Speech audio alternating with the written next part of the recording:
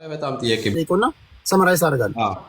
እሺ የመጀመሪያው ጥያቄ ቅድም ወደ መላእክት በመጸለይ ከመላእክት ዘንድ ፕሮቴክሽን በቀጥታ ከነሱ ይገኛል ሲል ሰምቻለሁ እና እስቲ ከመጽሐፍ ቅዱስ ከአዲስ ኪዳን ወደ መላእክት ጸልዩ ከዚያ ከነሱን ደግሞ ሪትን ትቀበላላችሁ የሚል መጽሐፍ ቅዱሳዊ ማስረጃ ሳይንስ ይቅርታ፣ ወደ መላእክት ጸልዩ ምን? አዎ ከአዲስ ኪዳን ጸሎትን ወደ መላእክት አድርሱ የሚል ከመጽሐፍ ቅዱስ ሳይንስ ጸሎትን ወደ መላእክት ቃል በቃል ነው በቃል ነው። እሺ አዳምጠኝ። ልክ ይሄ ወርድ ባይ ወርድ ፋላሲ የሚባል ነገር አለ።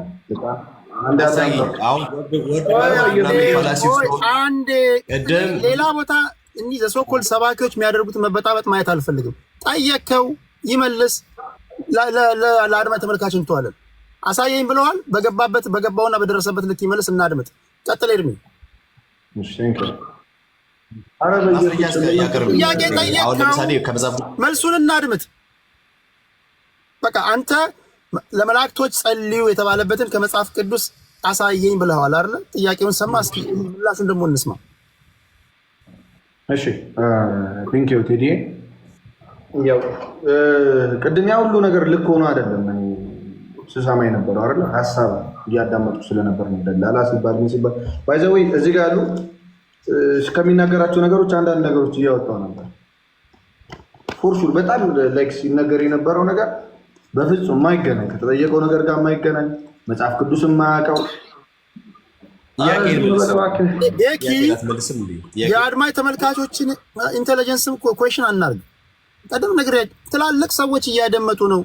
የጠየቀውን መልሷል አልመለሰም የሚለውን እኮ እያደመጡ ነው ሰዎች። እኔ ጋር እናንተ ጋር ምን ያህል ሰው እንዳለ አላውቅም። 2600 ሰዎች እያደመጧችሁ ነው። ጥያቄ ጠይቀከዋል። የጠየቀውን አድማጭ ተመልካች አብረን ሰምተናል። አሁን ደግሞ ምላሹን እንስማ። ከዛ በኋላ ራይት ኔክስት የሚያደርገው አድማጭ ተመልካች ይሆናል። ቀጥል ኤርሚ። እሺ እኔ እየጠቀስኩ ነው የማወራው። አክቹዋሊ መጽሐፍ ቅዱስ እያሳየው ነው የማወራው። የራሴን ሀሳብ አላወራ። ቆይ አንዴ ኤርሚ ሶሪ፣ አንዴ ቤካ ጥያቄ ለአንዴና ለመጨረሻ ጊዜ ድገምለት። እሺ ከመጽሐፍ ቅዱስ ወደ መላእክት እንድንጸልይ የሚያደርግ በቃ መጽሐፍ ማስረጃ ነው። እሺ ጎበዝ፣ ይሄኛው ጥሩ ነው። አሁን አሻሽሉታል። ጥያቄውን ወርድ ባይ ወርድ አላለ። ኤኒዌይስ መጽሐፍ ቅዱስ ሙሉ መጽሐፍ ነው። ለቤተ ክርስቲያን የተሰጠ መጽሐፍ ነው። ቆሮንቶስ ለምሳሌ ወደ ቆሮንቶስ ቤተክርስቲያን የተላከ መጽሐፍ ነው እና ይሄ ወርድ ባይ ወርድ ነገሮችን አንድ ሰው አንብቦ ወርድ ባይ ወርድ ነገሮችን እንትን የሚልበት አይደለም። መጽሐፍ ቅዱስ በተለያየ ቦታ ግን ይናገራል ነገር። ለምሳሌ መላእክት በእግዚአብሔር ፊት የሚቆሙ መላእክት አደሴም ታይም ከኛ ጋር እንዳሉ በማቴዎስ ወንጌል ምዕራፍ 18 ላይ ማቴዎስ ወንጌል ምዕራፍ 18 ከቁጥር 10 ላይ ከነዚህ ከታናናሾች አንዱን እንዳትንቁ ተጠንቀቁ፣ መላእክቶቻቸው በሰማያት ዘወትር በሰማያት ያለው አባቴን ፊት ያያሉ ናቸዋል ማለት ጌታ ኢየሱስ ነው። ስለዚህ መላእክቶች አሉን ማለት ነው። እነዚህ መላእክቶች ደግሞ በትንቢተ ዘካርያስ ምዕራፍ 1 ከቁጥር 12 ላይ ስለኛ ምን የሚያደርጉ ናቸው? ምህረት የሚጠይቁ ናቸው። በአዲስ ኪዳን በዕብራውያን 1 ቁጥር 12 ላይ ቁጥር 14 ላይ ስለ መላእክት ሁሉ መዳንን ይወርሱ ዘንድ ስላላቸው ለማገዝ የሚላኩ የሚያገለግሉ መናፍስት ብሎ መልአክን ይጠራቸው። ስለዚህ መልአክ ምን ያደርጋሉ? ያግዙኛል፣ ያገለግላሉ። እንዴት ነው የሚያገለግሉት ከተባለ ከኛ ጋር ናቸው፣ የኛ ህብረትን ናቸው። አክቹዋሊ ቀደም ወንድማችን እኛ ነን ሲል ነበር። በዚሁ ዕብራውያን ምዕራፍ 12 ከቁጥር 22 ጀምሮ ስታነበው በደስታም ወደ ተሰበሰቡት ወደ አላፋት መላእክት ደርሳቸዋል። ህብረታችን ውስጥ አሉ፣ የኛ አካል ናቸው። በእኛ ባይዘው ሞት የለም። ክርስቲያንም በመንፈሱ ይሰራል ለመጻፍ መልእክት ለማስተላለፍ እንጂ ያ ሞት የለም። በመንፈስ ማንም ሊሞት አይችልም። ስለዚህ ለምን ያገለግሉናል? መዳንን እንድንወርስ ያገለግሉናል። እንዴት ከተባለ አሁንም ወደ ዮሐንስ ራዕይ ምዕራፍ 8 ከቁጥር 4 ላይ የዕጣኑን ጢስ ይላል። ያ የዕጣኑን ጢስ ከቅዱሳን ጸሎት ጋር ከመልአኩ እጅ በእግዚአብሔር ፊት ጸሎታችንን ምን ያደርጋሉ? ያሳርጋሉ። ምን አሳየው? ከእኛ ጋር ናቸው፣ የእኛ ህብረት ናቸው፣ ስለኛ ምህረትን ይጠይቃሉ። አካሎቻችን ናቸው፣ የክርስቲያኖች አካል ናቸው። ከዛስ ጸሎታችንን ደግሞ ያሳርጋሉ። ቅድም እንዲሁም ሌላ ነገር ሲናገር ነበር በሉቃስ ወንጌል ምዕራፍ 16 ላይ ላይ ስንመለከተው አብርሃም ከሰማይ ሆኖ አብርሃም እንግዲህ ቆይቷል ከሞት አይደል? ከሰማይ ሆኖ ለእነሱ ሙሴና ነቢያት አላቸው ብሎ ይናገር ነበር። ወደ ምድር የሚከናወነውን ነገር ያውቅ ነበር። አብርሃም ከሰማይ ሆኖ ነው የምልህ። የራእይ መጽሐፍ ምዕራፍ 5 ከቁጥር 17 ላይ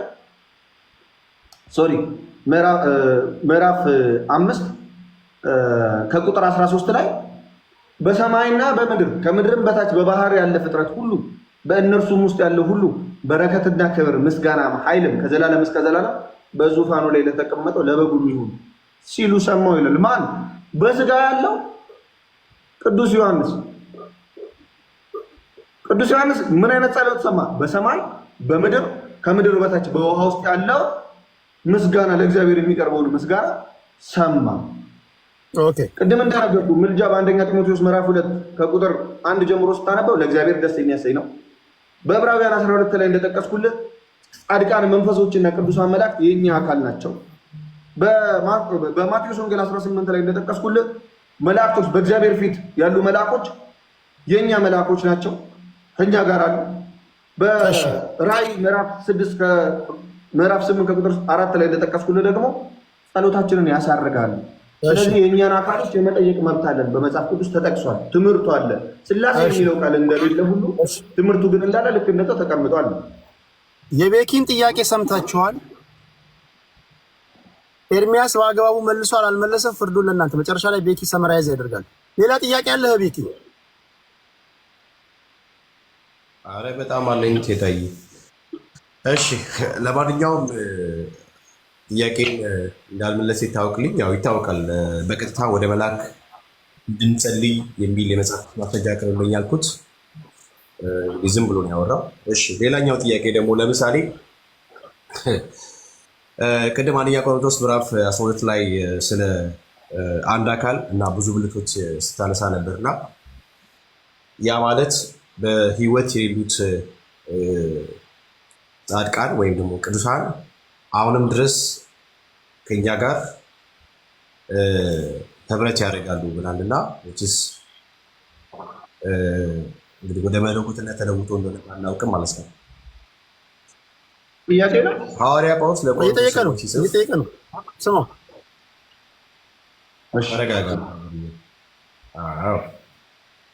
ሐዋርያ ጳውሎስ የቆሮንቶስ መልእክት ሲጽፍ የጻፈው በህይወት ላሉት ነው ወይንስ ለሞቱትም ነፍሳቶች ጭምር ነው? ሚት አድርግና አዳም በቀጥታ መልስ ነው። ህፃን ልጅ እሱን ልጅህን ቤት ስታስጠናው እንደዛ ትለዋለህ። እኔ መልስ ነው ኤርሚ መልስለት። ጥያቄው አንተ በገባህና በደረስክበት ልክ መልስ። ሐዋርያው ጳውሎስ ምንድን ነው ያልከው? ሐዋርያ ጳውሎስ አንደኛ ቆሮንቶስ ምዕራፍ 12 ላይ ያለው ሀሳብ መልእክቱን ሲጽፍ መልእክቱን የላከላቸው በህይወት ላሉት ነው ወይንስ በህይወት ላሌሉትም ጭምር ነው? የሐዋርያው ጳውሎስ መልእክት በህይወት ላሉት ነው ወይስ በህይወት ለሌሉትም ጭምር? ቆሮንቶስ ላይ ያለው ነው። ቆሮንቶስ ላይ ያለው ሐዋርያው ጳውሎስ የጻፈው ኦኬ፣ ገብቷል። እሺ መልስ። ሚት አድርግና ሰማኝ። እሺ ዲስትራክት እንዳታረግ። እሺ ሐዋርያው ቅዱስ ጳውሎስ መልእክቱን የላከው በህይወት ላሉ ሰዎች እርዳታ የሚፈልጉ በህይወት ያሉ ሰዎች ስለሆኑ፣ ነገር ግን ጥያቄው በህይወት ላሉ ሰዎች ነው። በእኛ ህብረት ውስጥ ግን ራሱ ጳውሎስ በዕብራውያን መልእክቱ ላይ ምዕራፍ 12 ላይ ጻድቃን መንፈሶችና ቅዱሳን መላእክት አንድ ጋይስ እናንተን አስተማሪ ሆናችሁ ጥያቄዎቻችሁን ለተማሪዎቻችሁ ሰጥታችሁ እያንዳንዱ ተማሪ ጋር ሄዳችሁ ትከራከራላችሁ ወይስ መጨረሻ ላይ ኤክስ እና ራይት አድርጋችሁ ነው ፈተና ውጤቱን የምትሰጡት? ጀስት ላይክ ዛት እንደዛ እኮ ማለት እኮ ነው። ጥያቄውን ሰምቷል፣ የሚመልሰውን ደግሞ እንስማ። ከዛ አንተ ደግሞ ሰመራይዝ ታደርጋለህ። ዛት ሴት ባኬንድ ፎርዛ አለ። ጥያቄው ገብቷል ብዬ አስባለሁ። ኤርሚ ጨርስ። ገብቶኛል። ጥያቄው በህይወት ላሉ ነው ለሌሉ ነው ጥያቄ። እኔ ግን ሀሳቡ ሚስሊድ እንዳይደረግ እኔ በፈለኩት መንገድ ነው አይደል መልስ መመለስ እንጂ እውነት ሐሰት ምናምን ብሎ ነገር የለም። ለጥያቄውም እንደዚህ መልስልኝ የሚባል ነገር የለም። አንተ ከአንተ አስተምሮ አንጻር እሱ የጠየቀህን ጥያቄ እንዴት እንደተረዳው ንገር። እሺ ቴዲ፣ እዚህ ከታች ያሉት ሰዎች ቴዲ እንደሚለው በጣም ባይዘው እዚህ ጋር የሚያዩ በጣም ትልልቅ ሰዎች አሉ። እኔ በጣም ህፃን ነኝ ከነሱ እዚህ ከታች ካሉት አንተ። ስለዚህ እኔ እዚህ ጋር ቁጭ ማለቴና ድሉን ማግኘቴ ነው እንጂ በጣም ከኔ በላይ 100 እጥፍ ሊያብራሩ የሚችሉ ሰዎች ይኖራሉ። ስለዚህ መልስ እናዳም ወይ ቅዱስ ጳውሎስ መልእክቱን የላከው ወደ ቆሮንቶስ ቤተክርስቲያን ይላል። ቆሮንቶስ ቤተክርስቲያን ውስጥ ደግሞ መልእክት ሲላክ መልእክት የሚላከው በህይወት ላለ ሰው ነው። በህይወት ላለ ሰው ግን ምን ለሚያውቅ ሰው ምንም እንኳን በስጋ ከነሱ ጋር ባይኖር በመንፈስ ከነርሱ ጋር እንዳለ። ለምሳሌ ቆሮንቶሶች ምንም እንኳን በስጋ ባይኖር በመንፈስ ከነሱ ጋር እንዳለ ያውቃሉ። እንዴት ካልከኝ ለምሳሌ በአንደኛ ቆሮንቶስ መልእክት ምዕራፍ 5 በአንደኛ ቆሮንቶስ ምዕራፍ 5 ከቁጥር 3 ላይ ቅዱስ ጳውሎስ ራሱ ለቆሮንቶስ ቤተክርስቲያን ማለት ነው እኔ ምንም እንኳን በስጋ ከእናንተ ጋር ባልሆን በመንፈስ ከእናንተ ጋር ነኝ። ስለ መንፈስ አብሮነት፣ ስለ መንፈሳዊ ህብረት ለሚያውቁ ሰዎች ነው የተላከው ማለት ነው። ስለዚህ በስጋ ላሉት ሰዎች ግን ስለ መንፈሳዊ ህብረት ጻድቃን መንፈሶች፣ ቅዱሳን መላእክት፣ የአዲስ ኪዳን መካከለኛ ኢየሱስ ክርስቶስ ከእነርሱ ጋር እንዳለ ለሚያውቁ ይህን በክርስትና ውስጥ ያለውን እግዚአብሔር የፈቀደውን መተጋገዝ ድለላ ብለው ለማያጣጥሉ ለነዛ ለቤተ ክርስቲያን ሰዎች ነው የተላከው። መልሶ ይሄ ነው። ኦኬ ቴንክ ዩ ኤርሚ። የመጨረሻ ጥያቄ ተሰማራይዝ አድርገህ ሌላ ጊዜ ደግሞ ቀጠሮ ይዘን እንለያያለን። እሺ የመጨረሻ አጠር ያለ ጥያቄ። እሺ እንግዲያውስ ታምናለህ መቼስ ወደ ጻድቃን ሰማዕታት ብለህ በራሳችሁ ከፍላችሁ የምታያቸው ሰዎች ብቻ አሉ። ወደ ሞቱ ሰዎች መጸለይ መጽሐፍ ቅዱሳዊ ነው? አዎ ካልክ ወደ ሞቱ ሰዎች እንድንጸልይ የሚፈቅድ ማስረጃ አቅርብ። ወደ ሞቱ ሰዎች ስትል በስጋ ነው? አዎ ነፍሳቸው ከስጋ ወደ ተለየች አሁን በእግዚአብሔር ሀለወት ወዳሉት ወደ እነሱ እንድንጸልይ መጽሐፍ ቅዱሳዊ ነው ከሆነ